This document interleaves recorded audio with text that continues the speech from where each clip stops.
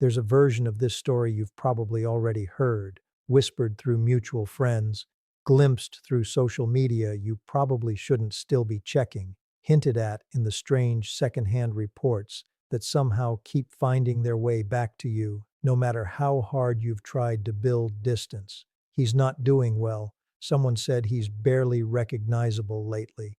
Apparently, he's been unraveling since you left. And if you're the one who left, the one who finally, after everything, walked away, some part of you is probably sitting with this information uncomfortably, unsure what to actually do with it, because you spent years being told, directly or indirectly, that you were the difficult one, the unstable one, the one whose emotions were somehow too much to manage.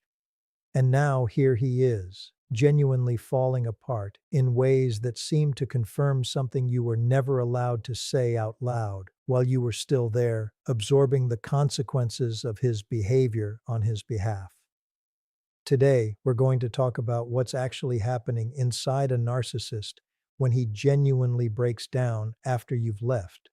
Not the performed crisis, not the manipulative tears calculated to draw you back, but the real thing, the genuine unraveling that sometimes does occur once enough time has passed for the full weight of permanent loss to finally, undeniably register. And understanding the real reason behind this breakdown is going to matter enormously for how you interpret it, because the reason is almost never what either of you initially assumes it to be. Let's start by dismantling the assumption that probably feels most natural, the one that would be the simplest, most emotionally satisfying explanation available, that he's breaking down because he finally understands how much he loved you, how much he took you for granted, how devastating the loss of someone as genuinely valuable as you actually is now that you're gone.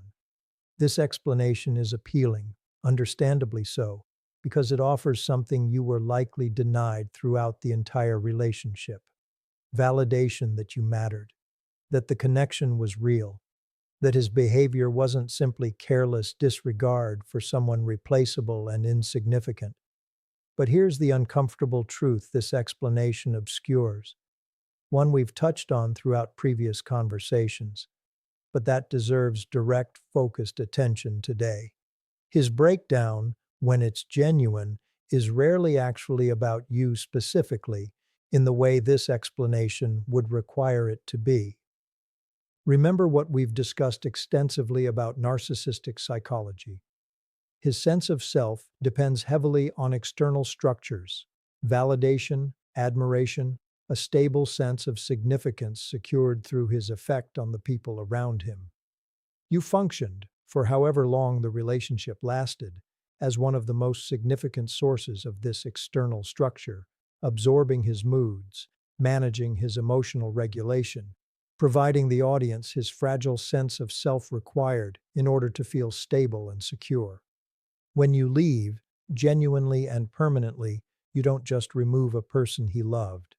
You remove an entire load-bearing structure his psychological stability had been quietly, unconsciously depending on, often for years, sometimes without either of you ever fully recognizing how much weight that structure was actually carrying.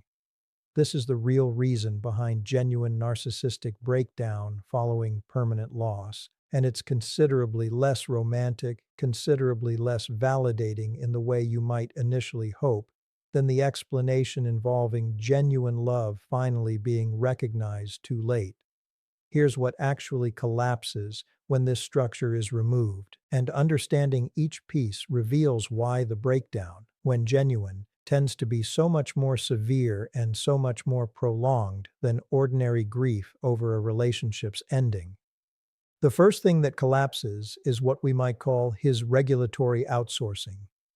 Throughout the relationship, whether either of you consciously recognized this dynamic, you likely functioned as a significant source of emotional regulation for him, absorbing his anxiety, managing his insecurity, providing reassurance that helped stabilize whatever internal instability existed beneath his outward confidence. This wasn't a fair arrangement, and it certainly wasn't your responsibility to provide. but it was functioning nonetheless, whether either of you named it directly or not. When you leave, this regulatory function doesn't simply pause, waiting for a replacement to eventually step in and resume providing it. It disappears entirely, at least temporarily, leaving him without the external stabilization. His own internal architecture was never actually built to provide independently.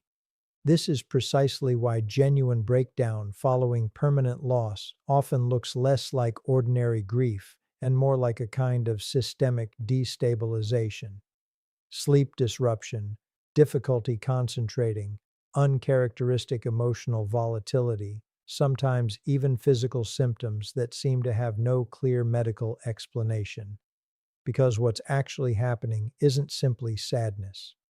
It's the direct physiological consequence of losing access to co-regulation his own nervous system had become significantly dependent on, without ever developing the independent capacity to provide this stabilization for himself. The second thing that collapses is his narrative infrastructure. Throughout the relationship, he likely maintained a specific self-serving story about who he is, one that required your continued participation, whether through active agreement or simply through your presence as an audience willing to witness and implicitly validate this narrative. Your departure doesn't just remove you as a person, it removes the specific audience this narrative depended on, forcing him to either maintain the story entirely through internal repetition without any external reinforcement, or confront the increasingly obvious gap between the story and the reality your absence makes undeniable. This narrative collapse produces its own kind of psychological crisis, one distinct from, but often occurring simultaneously, with the regulatory collapse we just discussed. Without you present to reflect back whatever version of himself he needed reflected, he's left facing something his psychological structure has almost no practiced capacity to handle: an unmediated confrontation with whatever reality exists underneath the narrative, unfiltered by the external validation that used to make that confrontation avoidable.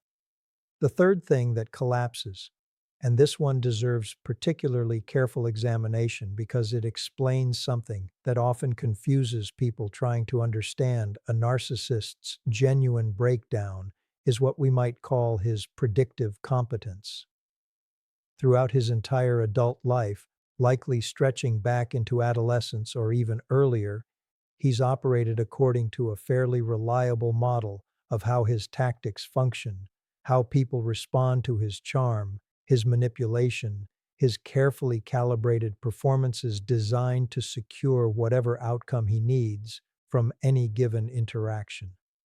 This model has probably worked with reasonable consistency across most of his significant relationships, which means his sense of competence, his sense of understanding how the world and the people in it actually function, has been built almost entirely on this model's continued reliability. Your sustained absence, particularly if you've maintained genuine no contact rather than the more familiar pattern of eventual return that his model likely predicted, represents a catastrophic failure of this predictive system. And this failure doesn't stay neatly contained to just this one relationship. It threatens something considerably larger: his fundamental confidence in his own understanding of how to navigate the world successfully. If the tactics that always worked before genuinely, permanently failed this time, what does that suggest about his ability to secure what he needs in every future relationship, every future interaction, every future situation where he's relied on this same basic model to produce the outcomes he requires? This is precisely why genuine breakdown following permanent loss often extends well beyond grief specifically related to you, bleeding into broader anxiety, broader instability, broader crisis that seems disproportionate to losing just one relationship, however significant that relationship was. What's actually happening isn't simply mourning your absence specifically. It's confronting the genuine possibility that his entire operational understanding of how to successfully navigate relationships and secure what he needs from other people might be fundamentally, catastrophically flawed, a possibility his psychological structure has spent an entire lifetime successfully avoiding, until your genuine departure finally made continued avoidance impossible. Here's what's crucial to understand about all three of these collapsing structures together, because it directly addresses the question probably sitting underneath everything we've discussed today. Does this genuine breakdown mean anything about whether he actually loved you? Whether the connection was genuinely as significant to him as you always hoped it was? The honest answer, one that requires releasing a hope this question naturally creates, is more complicated than either a simple yes or no could fully capture. Something about his relationship with you was genuinely significant, genuinely irreplaceable in specific ways, which is precisely why its removal produces such significant psychological consequence. But this significance was never actually about you specifically, in the sense of your unique individual qualities, your particular personality, the specific things that made you genuinely, irreplaceably you. It was about the specific functions you provided, functions that theoretically could have been provided by someone else entirely.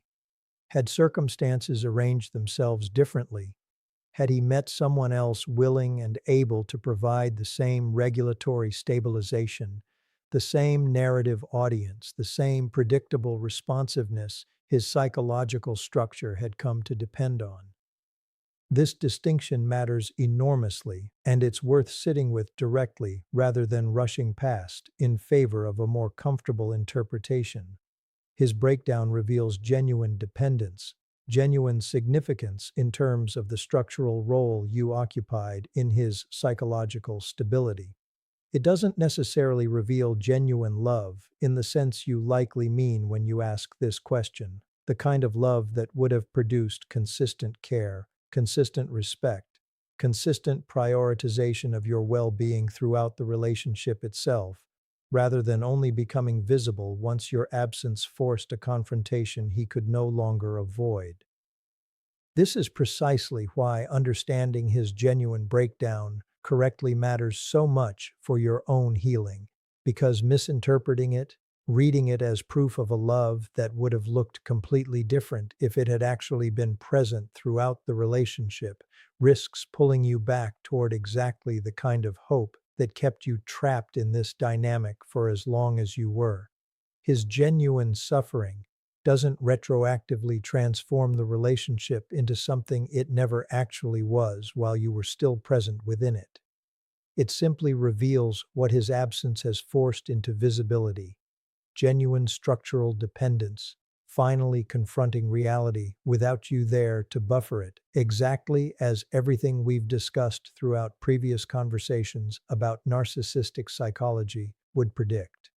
Here's what actually matters more than understanding the precise mechanism behind his breakdown, though understanding it accurately does matter for protecting yourself from misinterpretation. What you do with this information now that you have it. Because here's the trap waiting for anyone who learns their narcissistic ex is genuinely struggling, genuinely breaking down, genuinely confronting exactly the kind of psychological crisis we've spent this entire conversation examining. It's easy, especially if some part of you still carries genuine compassion despite everything you experienced, to feel pulled toward reaching out, toward offering exactly the kind of stabilization his breakdown suggests he desperately needs. Resist this pull and understand clearly why resisting it matters, both for you and, in a strange, counterintuitive way, for him as well. Because here's what genuine intervention on your part would actually accomplish if you allowed his breakdown to draw you back into providing the regulatory function your absence finally, painfully removed. It would simply restore the exact structural dependence that prevented him from ever developing genuine internal capacity for self-regulation genuine internal stability that doesn't require external outsourcing to someone else's emotional labor in order to function. Your return wouldn't heal him. It would simply pause his crisis, deferring it once again to whatever future moment your presence eventually becomes unavailable again, whether through another departure or simply through the natural limitations of what you're able to sustainably provide indefinitely. His breakdown, however genuine, however difficult it might be to witness even from a distance, represents something his own psychological system genuinely needs to move through, one way or another, in order to develop whatever internal capacity he might eventually build for himself, assuming he's actually capable of building it at all. Your intervention, however compassionate its intention, would only interrupt this process rather than genuinely helping it resolve into anything resembling real growth. This is ultimately the real reason the narcissist you left is breaking down, and it's worth carrying this understanding forward, not as validation that finally proves you mattered in the way you always hoped, but as accurate, clarifying information about exactly what role you occupied and exactly why stepping fully, permanently out of that role was never actually cruelty on your part.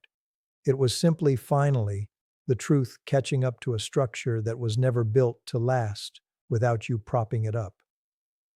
Here's what matters now, more than anything we've discussed about what's actually happening inside him, what you do with this understanding on your own side of this permanent separation, because there's a specific trap hiding inside all of this knowledge, one that's easy to fall into, precisely because understanding his breakdown so thoroughly can start to feel like a kind of ongoing project, something worth continuing to track, continuing to interpret, continuing to hold space for in your own mind long after it should have any claim on your daily attention at all. Knowing exactly why he's unraveling, understanding the regulatory collapse, the narrative collapse, the predictive collapse in clinical detail can quietly become another way of staying tethered to him, just dressed up in the language of psychological insight instead of the language of longing. This is worth naming directly, because it's subtle enough to slip past without your noticing. Checking in on how he's doing, even out of what feels like simple curiosity or clinical interest, still keeps a channel open. Interpreting every piece of secondhand information that reaches you, turning it over, fitting it into the framework we've built throughout this conversation, still spends emotional energy on him rather than on the life you're supposed to be building without him in it. Real freedom here doesn't come from becoming an expert in his unraveling. It comes from reaching a point where the information simply stops registering as urgent, stops requiring your analysis, stops mattering enough to interrupt whatever you were actually doing with your day when it happened to reach you. This is a different kind of peace than understanding provides, and it's the one that actually matters most. Here's something else worth sitting with honestly. Even in the rare cases where a narcissist's breakdown does eventually produce something resembling genuine reflection, genuine movement toward real accountability, rather than simply psychological crisis followed by supply diversification, this growth almost never happens on a timeline that would make reconciliation wise, even if it happened to align with a moment when you might still be open to it. Real change, if it comes at all, typically requires years of sustained, unglamorous work, therapy, honest self-confrontation, tolerance for exactly the kind of internal discomfort his psychological structure spent a lifetime avoiding. It doesn't arrive as a single dramatic breakdown followed by a clean, permanent transformation. It arrives slowly, inconsistently, if it arrives at all, and it belongs entirely to a process you were never meant to supervise or wait around to witness. So here is what this understanding is actually for. Not to make you feel triumphant about his suffering, not to make you feel guilty for having left, not to give you a reason to keep half a foot in a door that's already correctly closed. It's to release you completely from needing his breakdown to mean anything at all about your own worth, your own decision, or your own future. You already know what you survived. You don't need his unraveling to confirm it, and you don't need his stability to feel guilty about it either. Whatever happens inside him now, whether he rebuilds, whether he repeats the same pattern with someone else, whether he never fully recovers the sense of competence your departure took from him, none of it requires your witness, your analysis, or your care in order to unfold. You get to simply, finally, stop watching. Not because you stopped caring what happens to another human being in some abstract sense, but because you finally, completely placed your own life at the center of your own attention, where it always should have been.